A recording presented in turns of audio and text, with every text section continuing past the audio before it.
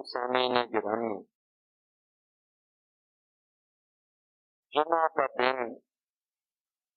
اور جمعہ کی ادائیگی ایک بہت بڑی فضیلت والی چیز ہے۔ وقتاً فوقتاً اس کی تذکیر، اس کا اعادہ یہ ضروری ہے، کیونکہ آہستہ آہستہ انسان کے اندر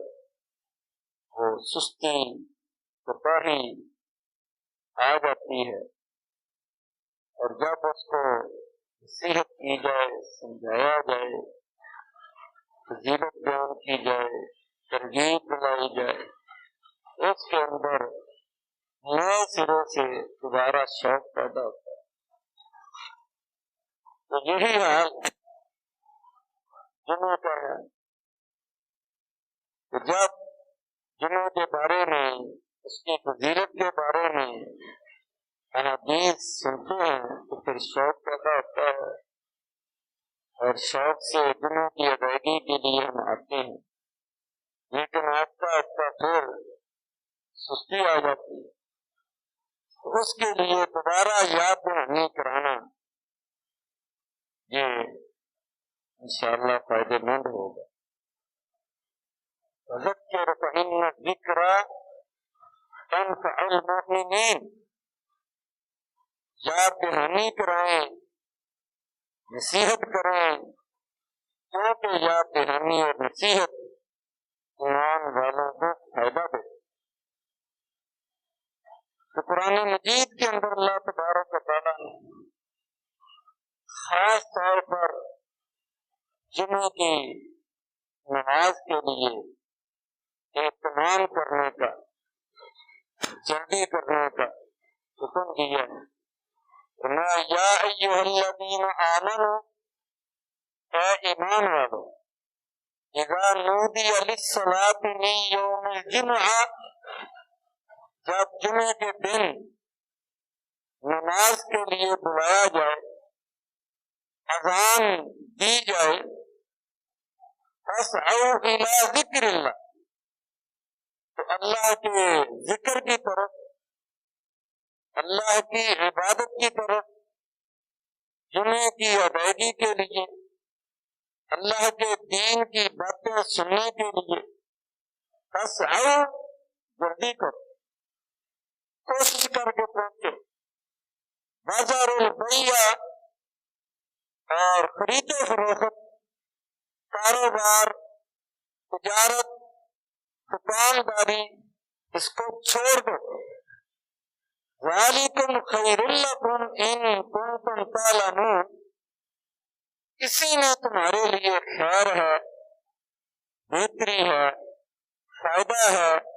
نفع ہے، اگر تم سمجھو اور جانو۔ کتنا واضح حکم اللہ تبارک و تعالیٰ کہ جمعے کے دن، جمعے کے وقت میں، سوائے جمعے کی ادائیگی کے، سوائے جمعے کے لیے حاضر ہونے کے اور کسی کام کی اجازت نہیں۔ تو انسانی بنیادی ضرورت ہو، روزی کمانا ہے، کاروبار کرنا ہے، تجارت کرنا ہے، دکانداری کرنا ہے، اس کا خاص طور پر ذکر کیا۔ یہ چھوڑ دو، اس کے اندر ساری مصروفیات آ گئی۔ جب ایک ضرورت کی چیز، بنیادی چیز جس میں سب مشترک ہیں، اس کو چھوڑنے کا حکم ہے، تو پھر دیگر مصروفیات، دوسری مشغولیات، یہ تو بالاولیٰ ترک کرنا، چھوڑنا لازمی ہے۔ تو جمعے کے وقت میں کسی قسم کی لین دین، تجارت، اس کی اجازت نہیں ہے۔ جمعے کے وقت میں کسی قسم کے کھیل کود، کسی میچ دیکھنے کی، نہ کھیلنے کی اجازت ہے۔ جمعے کے وقت میں کسی اخبار پڑھنے کی، خبریں سننے کی، کوئی پروگرام دیکھنے کی اجازت نہیں ہے۔ جمعے کے وقت میں کسی فنکشن میں،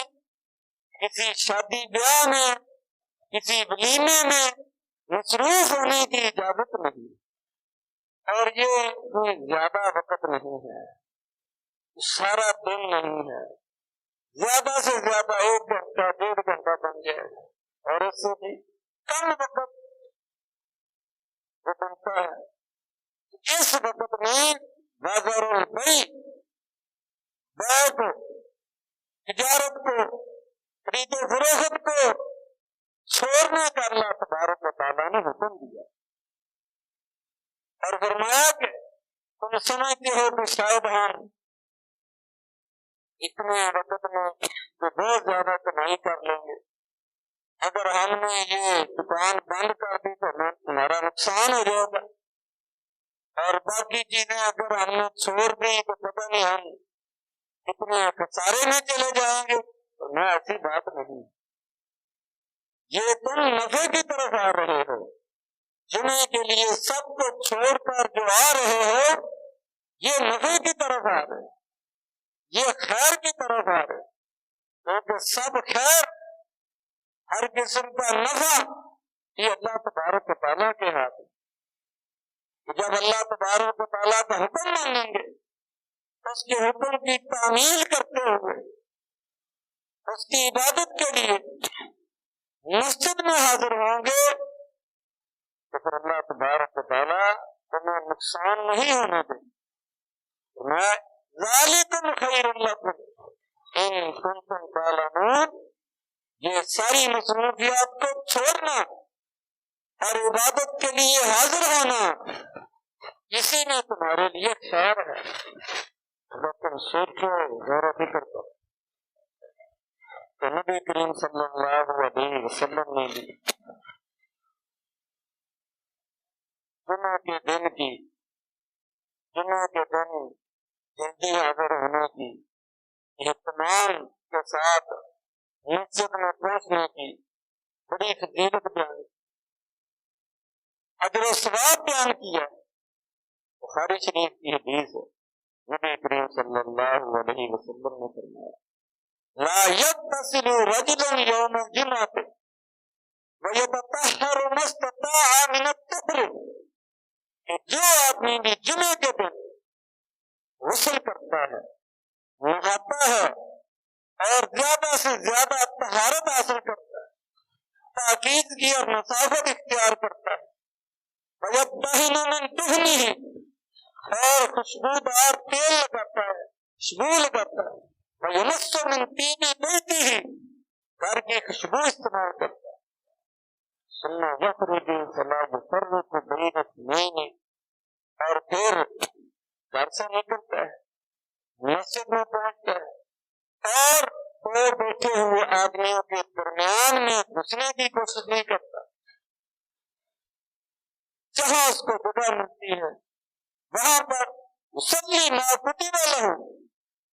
جتنی مقدر میں نماز ہے، نوافل ہیں، وہ ادا کرتا ہے۔ اذا تکلم الامام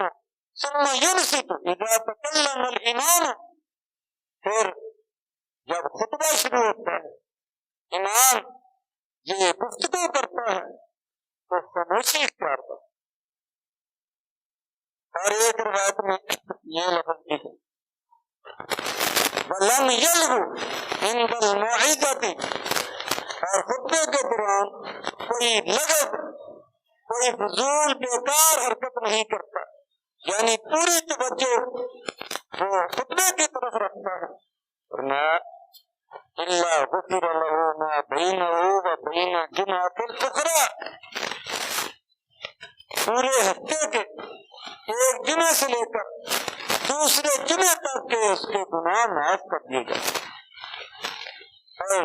مسلم شریف کی ایک روایت میں یہ لفظ بھی ہے بفضل ثلاثة ایام، اور 3 دن مزید، یعنی 10 دن۔ اور ویسے بھی ایک نیکی اللہ تبارک و تعالیٰ کے ہاں یہ 10 نیکیوں کے برابر لکھی جاتی ہے، ایک دن یہ 10 دنوں کے برابر لکھا جاتا ہے، ایک دن یہ عبادت یہ جمعے کی ادائیگی 10 دنوں کے گناہوں کا کفارہ بن، اتنی زیادہ فضیلت ہے اس میں۔ اس حدیث کے اندر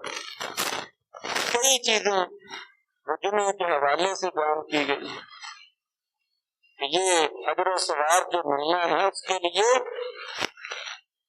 کیا کچھ کرنا ہے۔ اس میں سب سے پہلے تو وقت پر غسل، تیاری، نہانا، طہارت اور صفائی اور نظافت اختیار کرنا۔ یہ نہیں کہ ایسے ہی وہ جنہوں کی اذان ہوئی تو دکان بند کر کے آ گئے، نہیں، اس سے پہلے جنہوں کے لیے اچھی طرح غسل کیا جائے،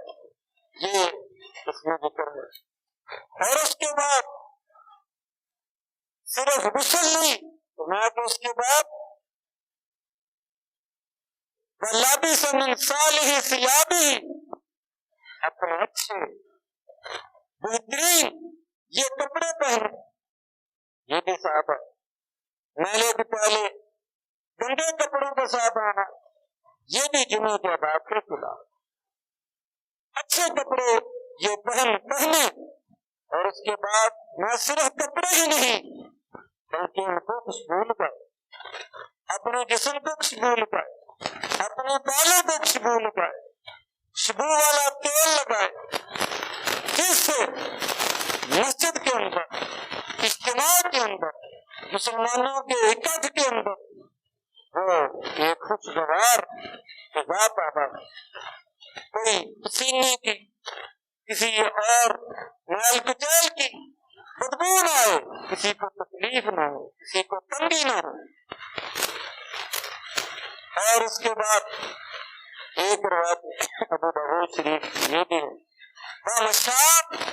وَلَمْ يَرْكَبْ، کہ گھر سے پیدل چل کر آئے، سوار ہو کر نہ آئے،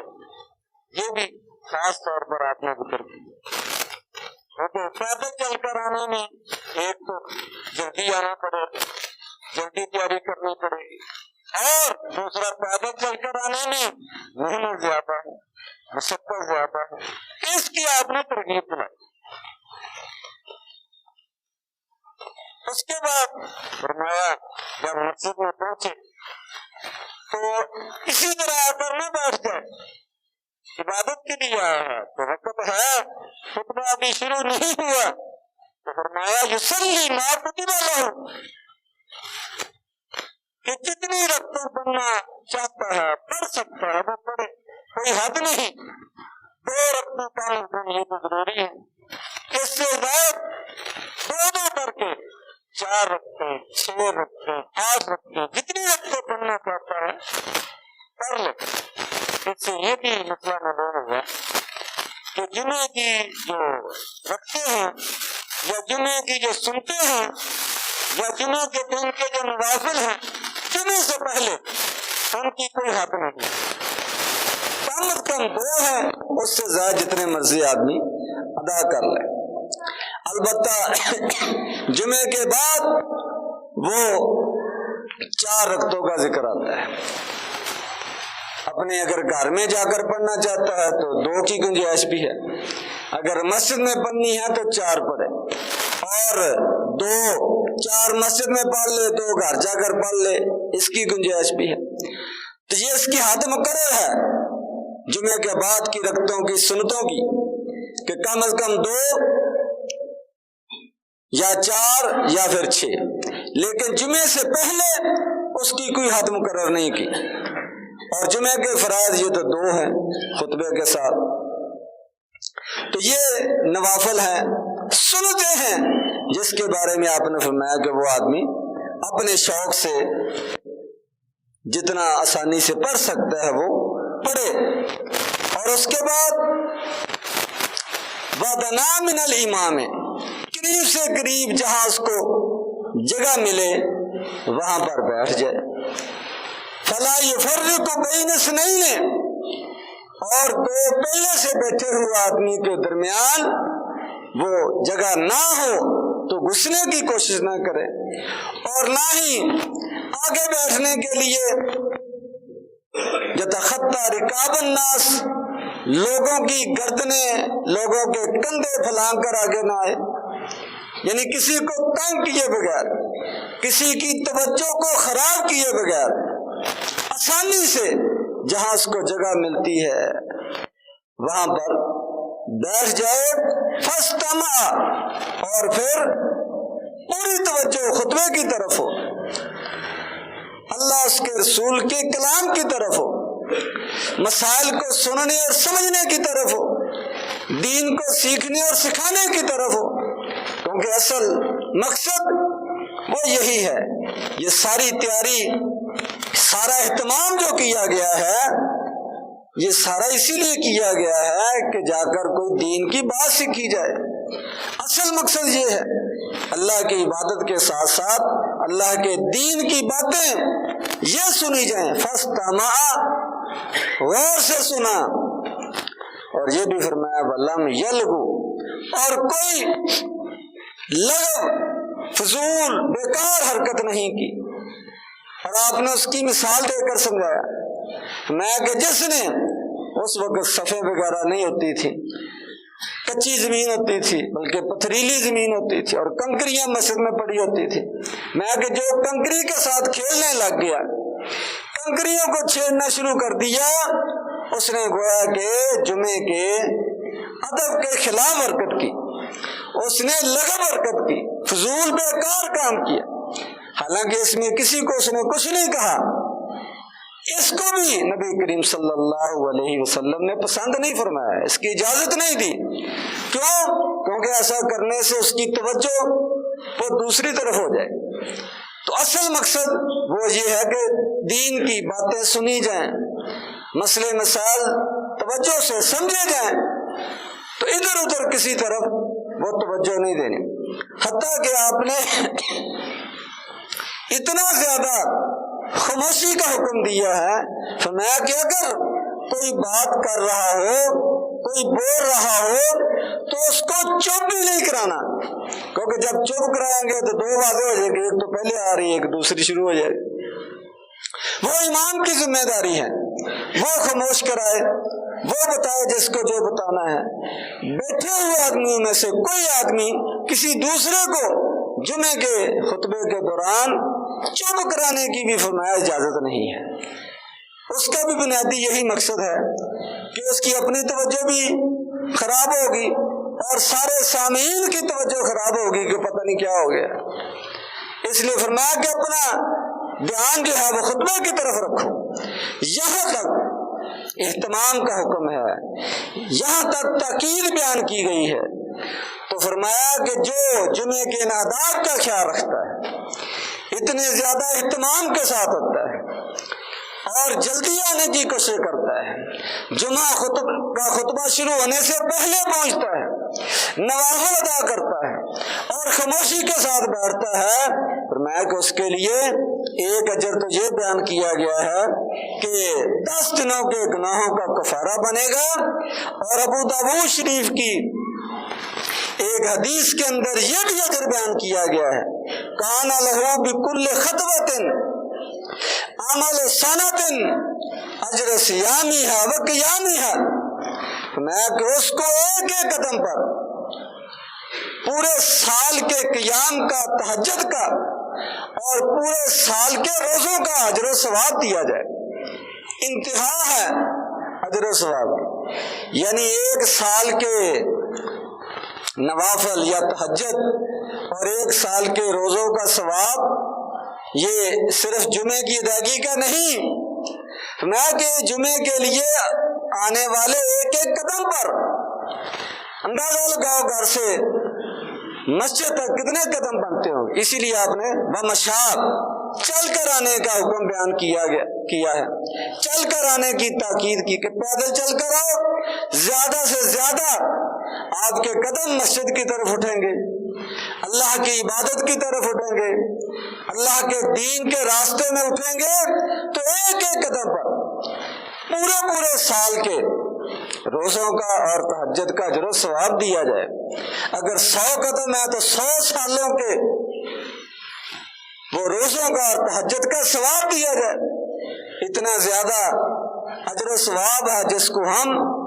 ضائع کر دیتے ہیں، جس کی ہمیں فکر ہی نہیں ہے، حالانکہ اس سے زیادہ وقت ہم دوسرے کاموں میں لگا دیتے ہیں، اور بعض ایسے کاموں میں لگا دیتے ہیں جن کا کوئی فائدہ نہیں ہوتا۔ دکان پر بیٹھنا، اس میں تو پھر بھی کوئی نہ کوئی گاہک آ جاتا ہے، کوئی 4 پیسے بن جاتے ہیں، اس کی تو کچھ بھی سمجھ آتی۔ کئی فضول بیکار کام، اس میں آدمی گھنٹہ 2 گھنٹے وہ صرف کر دیتا ہے، تو یہ آدھا گھنٹہ، پونا گھنٹہ، 1 گھنٹہ یہ مشکل لگتا ہے، حالانکہ اس میں اتنا زیادہ آدمی کا اپنا فائدہ ہے۔